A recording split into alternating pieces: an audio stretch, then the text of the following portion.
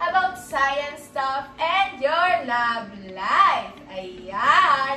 By the way, kasama ko here sa studio ang buong team ng The Fantastic Group 4! Yan! Siyempre, kasama ako dyan. Hindi pwede mawala ang pretty na katulad ko.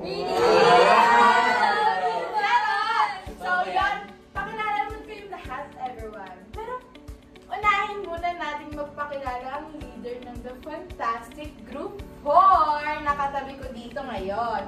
Pakilala muna kayo, guys. Then, next is kayong ibang host naman. Okay? Hi guys, I'm Kiel. Kamusta po kayo? Grabe ko nantsalan naman ang leader natin. Ano ba yan? Next naman, si Miss Pretty. Wow! Hi guys, I'm your co-host Ashley, but you can call me Sam. Hi Lobbies! I'm also your co-host Luis. Finally, nakapag-podcast na ulit tayo. Nakasa sila. Kayo naman, guys. Pakilala naman kayo. Sabi ko nga magpapakilala na. Hi Lobbies! Hi Lovemates! I'm Missy, your cutie host. Mahilig sa color purple. Basta pag purple yan, akin yan. Wow! Grabe ba? Hi Lovies, I'm Biel. You can call me Eddie. Di ba parang pang lalaki lang yung name? Tayo naman. 1, 2, 3, go! Hi everyone! I'm Brian. And I'm Gian. And we're here para sa first episode ng podcast namin. Yun! Podcast namin! Ako na lang please. Okay.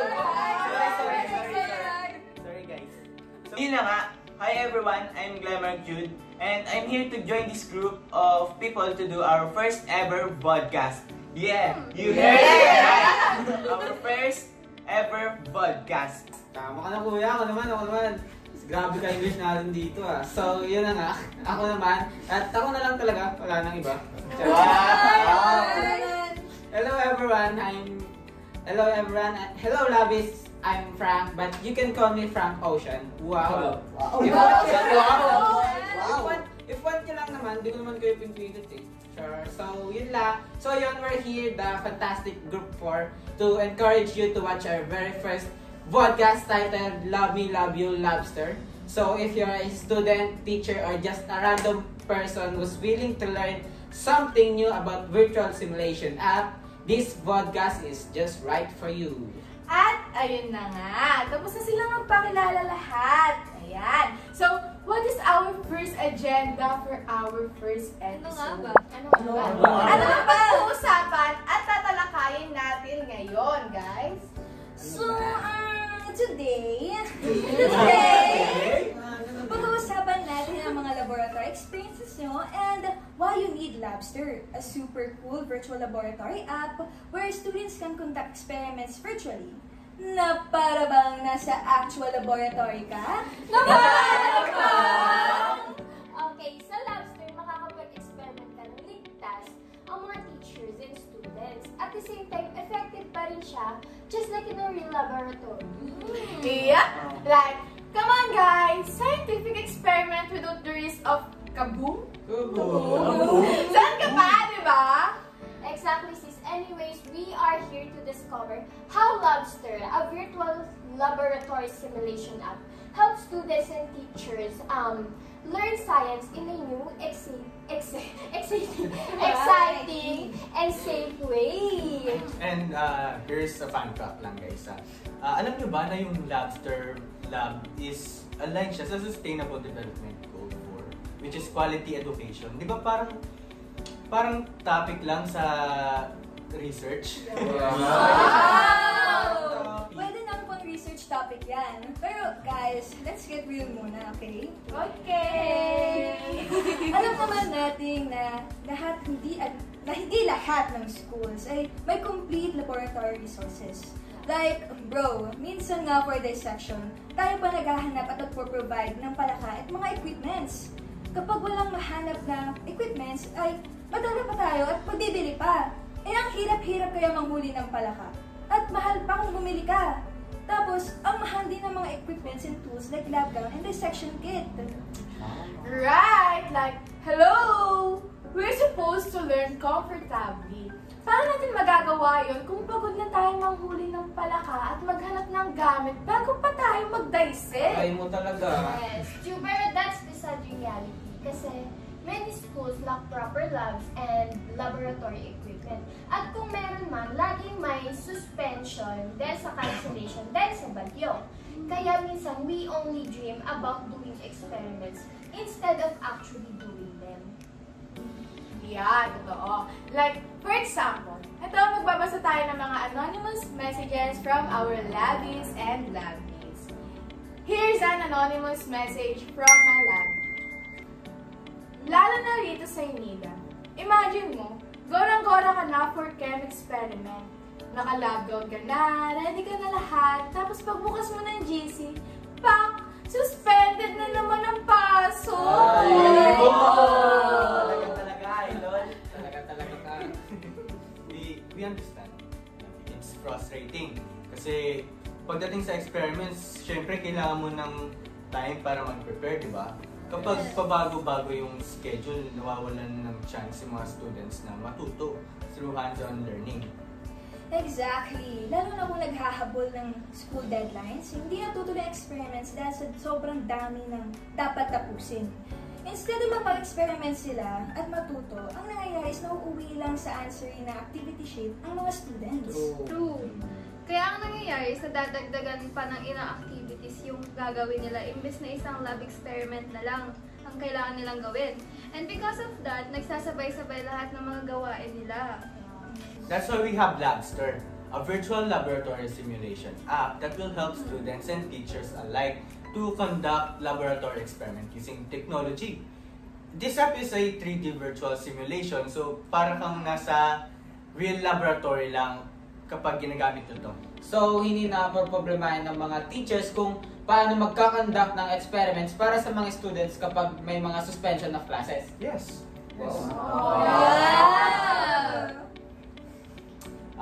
Isa pa, according to research, the effect of using virtual laboratory like Labster helps in improving conceptual understanding, practical skills, engagement, and motivation ng students. Wow. Ito pa, according to study, virtual simulation and virtual reality, Virtual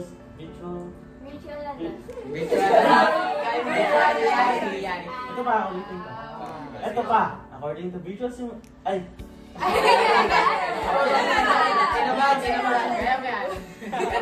Ito pa, according to study, virtual simulation and virtual reality have emerged as a... Ano? As what? Go! Ito nga, ito na.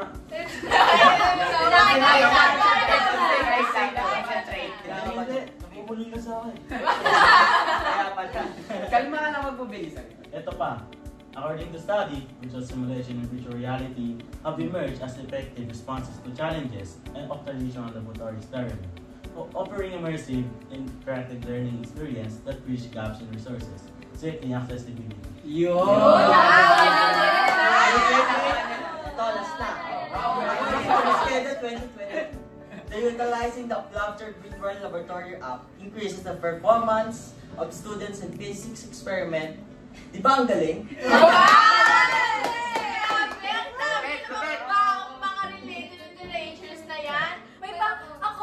According to pa kayo dyan, ha?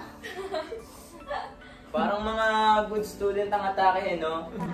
Sabagay, it's so rare to see teenagers like us na mahilig sa ganitong topic, di ba? Wow, it's so nice to talk when you're in this generation and just talking about the problem right now in education. Particularly science education, di ba? Kasi bukod sa math, science is one of our major subject na pinag-aaralan ng estudyante pagdating sa junior high school and senior high school. And ang mga science concept, dapat talaga dyan is inaaral at ina-apply physically. So it's really important to discuss and pag-usapan ng mga ganitong klaseng topic. Tama. Kaya I'm super glad to be here kasi sobrang relate tayo sa topic kasi ilang beses na rin tayo nakaka-experience ng mga cancer experiments.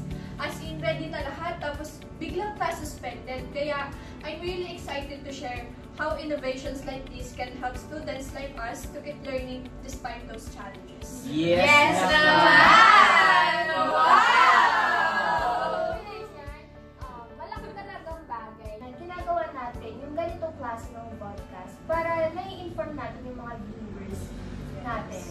Magandang bagay kasi habang ngayon pa lang, nadi-discover na yung mga ganitong app like Labster, pero in the future, mas nagagamit siya ng mga school.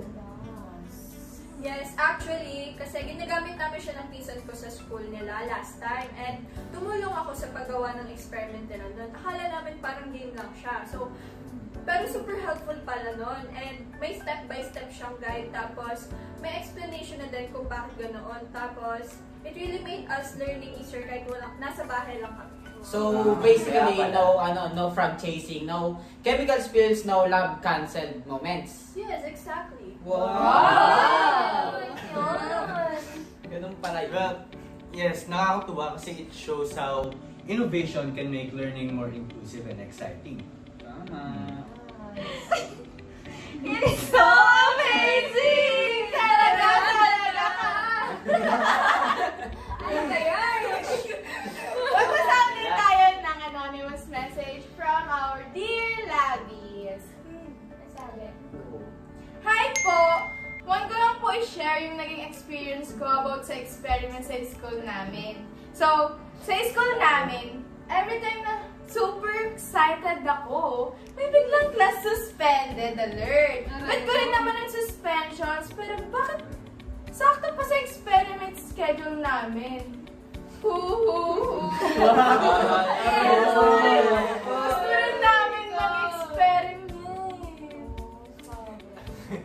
Exactly. You wait, you prepare, and then you end up with a cancelled experiment. Sayang naman yung efforts ng students, di ba? Yes, kaya nga virtual simulation like Labster can really help solve this kind of problems. Teachers can assign experiments online so students can still experience it kahit na walang actual lab. Yes, and as a matter of fact, here's another lovely message. Sa school namin, sobrang hirap kapag limited lang ang time sa lab. Minsan, 1 hour lang. Tapos, kailangan mo nang linisin lahat. Hindi mo pa natatapos yung experiment, ubos na oras. Sana, may way para makapag-experiment kami kahit sa bahay, pero may clear guide. See, that's a real problem. Experiments aren't just mixing chemicals. It's about understanding the process also. Pero kung laging bitin sa oras at instructions, paano ka matututo ng buo, di ba? Tama! May point naman. Which brings us to our advocacies. Kasi dapat, di ba, yung mga ganitong podcast, katulad sa atin, may mga advocacy talaga dapat, di ba? Yes! Kasi iba na kasi sa generation natin ngayon. Tayo kasi, we stand for innovation and we stand for better learning experiences, di ba? Yes! So here is our advocacies. Go back. Sabihin niyo na yan. So, first, Love Me, Love You, Labster have some advocacies para matulungan tayo na i-promote itong virtual simulation app na ito. First, we promote accessible science education. Lahat ng estudyante dapat may chance na matuto ng science. Kahit saan man sila galing o ano mang sitwasyon nila sa buhay. Dapat may access sila sa good quality education. Because when education becomes accessible, potential become limitless, di ba? Tama. We support sustainable and safe learning. Practices mahalaga na habang natututo tayo, inaalagaan din natin kaligtasan ng ating mga estudyante at ng ating kalikasan. Gusto namin siguraduhin na malinis, safe, at maayos ang mga lugar na ginagamit ng ating mga mag-aaral. Safety first. We encourage digital innovation in learning. Technology makes learning more fun and exciting. Gamit ang digital tools or virtual apps, mas nagiging creative at interesting ang pag-aaral. Mas madali rin makasabay ang mga students sa modern world era nila ngayon. We promote fairness towards students. Gusto namin ng pantay na opportunity para sa lahat ng estudyante. Walang dapat pinipili, lahat dapat ay may karapatang matuto at magkaroon ng access sa mga laboratories. Kasi nga, ang edukasyon ay para sa lahat! We empower teachers and institutions. Teachers are the heart of education actually. Kaya gusto namin bigyan sila ng tamang suporta and resources para mas matulungan nila ang mga estudyante. Dahil kapag empowered ang mga teachers, empowered din ang mga estudyante nila, di ba? Yes! To prepare students for their future careers, dapat ang edukasyon ay tumutulong sa mga student na ma-develop ang skills na maghahanda sa kanila para sa totoong mundo. Ang pagtuturo ng skills, values at confidence ay tutulungan natin ang mga estudyante na harapin ang kanilang future na may tapang at layunin, handang gumawa ng pagbabago sa mundo. And we believe that innovation starts with curiosity. Kaya through Labster, we students can continue their experiments kahit suspended ang pasok or limited ang lab time nila. Oo nga bro, hindi mo kailangan maghintay ng clearance o magpauli ng palaka sa ulan, no? Just log in, pick up your experiments, and boom! Instant lab time. And minus hassle pa, di ba? Exactly! Like, imagine guys, nakahiga ka lang sa kama, nakakape, tapos nag-experiment ka na sa virtual lab mo. That's the dream! Wow! And that dream is possible with Labster kasi learning shouldn't stop just because classes are suspended or labs are closed. Speaking of learning, may isa pa tayong lobby message! Ano yan? Hi, love you, sir. Sobrang gusto ko tong topic nyo. Last sem, halos walang experiment kasi laging may suspension. Feeling ko tuloy ang boring ng chem. Pero nung nag-try ako ng Labster, na-enjoy ko ulit. May guide pa and parang game. Kaya ang saya! Wow! That's what happens when technology meets innovation. Diba, it's not just convenience. It's engagement. Kasi kapag masaya ka sa ginagawa mo, mas natututo ka, diba? Yes! Kaya we encourage every school to consider using Labster for their students. Science should be accessible, safe, and fun for everyone. Yash! Kasi Labster isn't just experiment. It's about experiences. So guys, kapag napapagod na kayo sa paulit-ulit na lab canceled messages sa GC niya, Maybe it's time to say yes to innovation. And yes to accessibility. And yes to Labster! We learn, we explore, we discover together with Labster! This has been your love-loving host, May. And I'm Kiel. Ashley here reminding you to stay curious. And I'm Louie saying that science never stops no matter what. This is Love Me, Love